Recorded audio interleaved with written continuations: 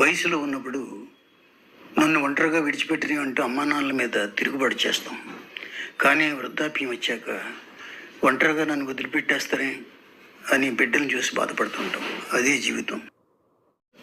అవసర సంధ్యలో హఠాత్తుగా అదృశ్యమైన సూర్యుడు తిరిగి ఉదయ సంధ్యలో ఉదయించడం చూస్తూ కూడా వచ్చిన సమస్య నీతోనే సెటిల్ అయిపోతుందని ఎందుకు కుమిలిపోతావు? వచ్చేది ప్రతిదీ పోయేదే. ఆర్థికంగా నువ్వు నిలబడాలి అంటే ఖచ్చితంగా 2 పాయింట్లు పాటించు. మొదటి పాయింట్, డబ్బును వృధాగా ఖర్చు చేయకు. రెండో పాయింట్, మొదటి పాయింట్ని మర్చిపోకు. ఎదుటివాడిని ఎప్పుడూ నిందించేవాడు ఎప్పటికీ గమ్యాన్ని చేరుకోలేడు. తనను తాను నిందించుకునేవాడు సగంలోనే ఆగిపోతాడు. ఎవరిని నిందించిన వాడు ఇప్పటికే చేరిపోయాడు. నిజమైన దౌర్భాగ్యం ఏంటంటే ఈ ప్రపంచంలో కష్టపడి సంపాదించిన చాలామంది ఖర్చు చేసేది అవసరం లేని వస్తువులు కొనడానికి, అనవసరమైన వ్యక్తులను ఆనందపరచడానికి. నీ గురించి, నీ జీవితం గురించి, నీ వ్యక్తిత్వం గురించి నిర్వచించేది ఒకటే. ఏమీ లేనప్పుడు ఎలా ఉన్నావు, అంతా ఉన్నప్పుడు ఎలా ఉంటున్నావు. అంతేగా మరి.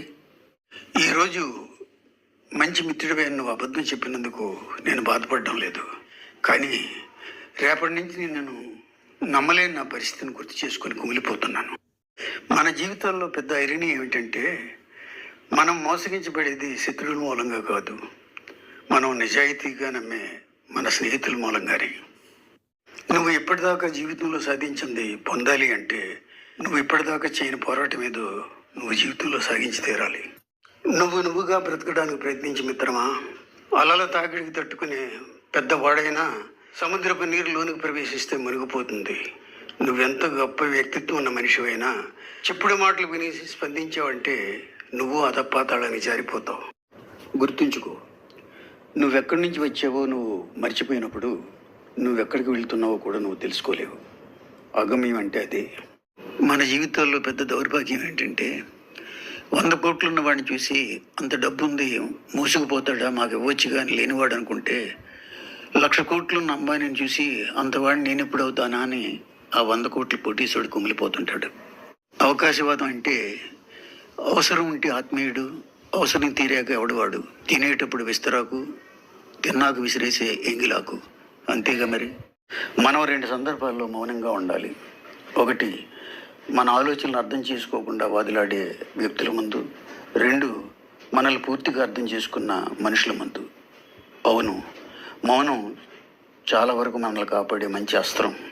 దాంపత్యం అంటే 2 వ్యక్తులు తప్పనిసరిగా పాటించాల్సిన పథ్యం.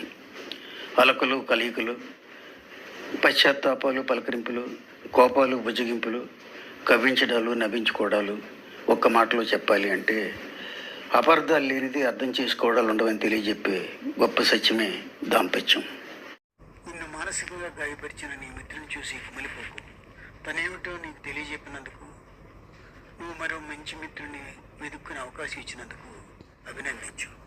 నువ్వు ఒక అనామకుడికి సాయపడాలని నీ కాలాన్ని వెచ్చిస్తే నీకు వేరే పని లేదనుకుంటాడు. కానీ నువ్వు కోరి తన కోసం నీ సమయాన్ని వెచ్చించావని మాత్రం నమ్మడం మిత్రమా.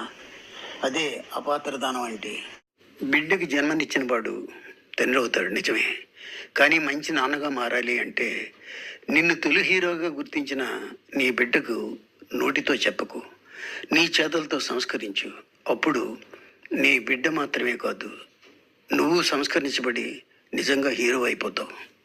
పసికందుగా ఉన్న కొడుకు తండ్రి ఏదైనా కొనితెస్తే సంబరంగా నవ్వుతాడు. కానీ ఎదిగిన ఆ కొడుకే రేపు తండ్రి కోసం ఏదైనా కొనితెస్తే మాత్రం అసంకల్పితంగా ఆ తండ్రి కన్నీళ్లు రాలుస్తాడు ఆనందంతో.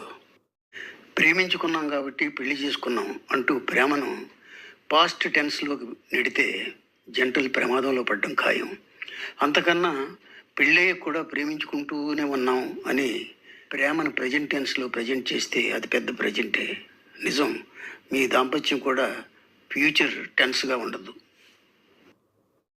మంచి దాంపత్యం అంటే ఒకరినొకరు బలంగా పెనవేసుకుని బ్రతకడం కాదు, ఒకరు లేకుండా మరొకరు బ్రతకలేకపోవడం. నువ్వు ఎదగాలి అంటే మరో మనిషితో పోటీ పడాల్సిన పని లేదు. మొన్నటికన్నా నిన్న, నిన్న కన్నా ఈరోజు, ఈరోజు కన్నా రేపు ఎలా ఎదగాలో ఆలోచించు. అలా పెరిగే ప్రయత్నంలో నువ్వు పోరాడాల్సింది మరెవరితోనూ కాదు, నీలోని మరో నువ్వుతో. గుర్తుంచుకో. ఏళ్ల తరబడి కలిసి బ్రతికి ఇప్పుడు విడిపోతున్న దంపతులను చూస్తే విడిపోవడానికి గల 100 కారణాలు చెప్తారు తప్ప మరి అంతకాలం ఎలా కలిసి బ్రతికారు అంటే అబ్బే ఒక్క కారణాన్ని చెప్పలేరు. అదేంటో. నువ్వు ఇష్టపడే మనిషి కోసం నీకు ఇష్టం లేని పని కూడా నిజాయితీగా చేస్తే దాన్ని ప్రేమంటారట. చిత్రంగా ఉంది కదూ. దాంపత్యంలో అరుదుగా నటించడం అవసరమే. అంతెందుకు, నీ సగభాగం సుదీర్ఘమైన సూది చెప్తున్నా సరే చీకొట్టకు. నిజమా ఒట్టు అంటూ ఆశ్చర్యాన్ని నటించు. డిస్టింక్షన్లో పాస్ అయిపోతావు. ఇది ప్రతిసారి కాదు సుమా. పసికందు 2 పెదవుల్ని కలిపేది అమ్మ పాలు తాగేటప్పుడు, అమ్మ అని పిలిచేటప్పుడు.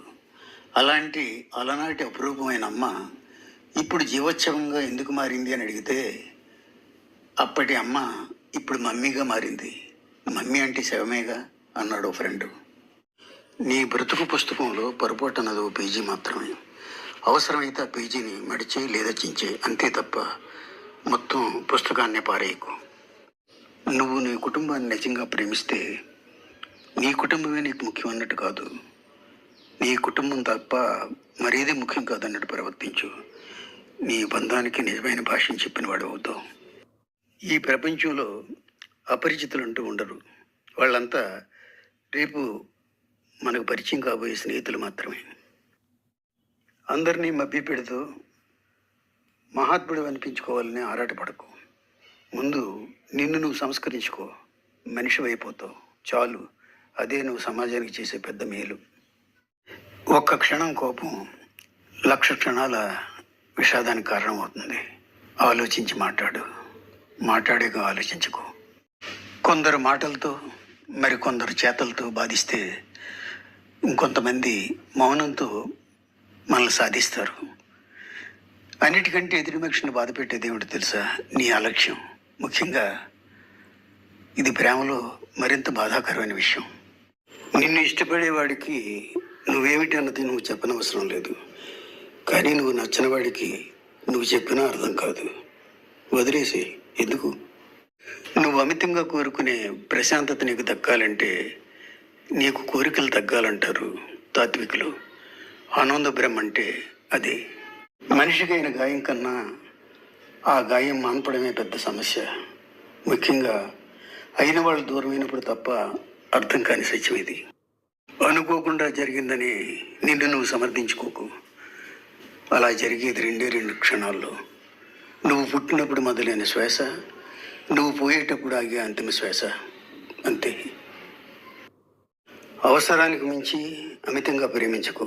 ఎందుకంటే ఖర్చు లేకుండా ఫ్రీగా వచ్చే దేన్నైనా సరే చిన్న చూపు చూడడం మనిషి నైజం. అందరినీ విన్నాక కొంతైనా నేర్చుకో. ఎందుకంటే అన్నీ తెలియని నువ్వు ప్రతి మనిషి దగ్గర నీకు తెలియని కొంత తెలిసే ఉంటుందన్న విషయం తెలుసుకుంటే నయం కదూ. కోరింది దక్కితేనే అది ఆనందం అనుకోకు. ఇప్పుడు నీకున్నది ఒకప్పుడు నువ్వు కోరిందే కాబట్టి దాన్ని ఆస్వాదిస్తూ బ్రతికాయి. కొన్ని జ్ఞాపకాలు అందరితోనూ పంచుకోలేము. కారణం అవి మాటలకు అందనివి, మౌనం కన్నా భారమైనవి కాబట్టి. నీ జీవితానికి అవసరమైన నిజమైన 3 సూత్రాలు ఏమిటో తెలుసా? ఎవరిని అర్థించకు, ఎవరికి భయపడకు, ఎవరి మీద ఆధారపడకు. బస్ అంతే. నీకు సంతోషం నేర్పిన నిజాలు కన్నీళ్లు నేర్పుతాయి. గెలుపు నేర్పిన పాఠాలు ఓటమి నేర్పుతుంది. స్నేహం నేర్పిన జాగ్రత్తలు మోసం నేర్పుతుంది. ఏం జరిగినా మన మంచి కంటే అదే మరి. నీ బ్రతుకులో వెలుగు నింపుకోవడానికి చీకట్లో నిలబడి చింతించుకో. వెలుగున్న చోటికి కదిలి వెళ్ళు. నీకేదో ప్రత్యేకత ఉందని ప్రపంచం నేను గుర్తించాలని ఆరాటపడకు. సూర్యుడు ఉదయించాడని చెప్పామనుకో సోగాట్ అంటారు. నువ్వు ఇప్పుడు బ్రతుకున్నది నువ్వు పీలుస్తున్న గాలి మూలంగా అంటే అయితే ఏంటట అంటారు. అంతా రొటీనే వాళ్ళకి. నువ్వైనా అంతే మరి. ఇతరులతో నీకెందుకు? నిన్ను నువ్వుగా ప్రేమించుకో. ఎందుకంటే నీ వెలితిని పూడ్చేది ఎంత ప్రేమో నీకు తెలిసినంతగా ఇతరులకు తెలియదుగా. నిన్ను ఆందోళన పెట్టేది నీకు వచ్చిన కష్టం కాదు, కష్టం రాకుండానే వస్తే అలా అన్న భయం. జరగంది జరుగుతుందేమో అని ప్రతి విషయాన్ని భూతత్వంలో చూసి భయపడే మనిషికి చాలా ఆలస్యంగా కానీ అర్థం కాదు అవన్నీ ఊహలే కానీ వాస్తవాలు కావని. ఓ వ్యక్తి నీ చేత దారుణంగా మోసగించబడ్డాడు అంటే కారణం అతడి అమాయకత్వం కాదు, నిన్ను నీ అర్హతను మించి అతను ప్రేమించడం. అది అతడి మంచితనం మాత్రమే. గుర్తుంచుకో, నువ్వు మనిషిగా మిగలాలి అంటే నీ ఆలోచనలను నువ్వు నియంత్రించుకోవాల్సిన అవసరం లేదు, కానీ అవి నిన్ను నియంత్రించకుండా జాగ్రత్త పడు చాలు.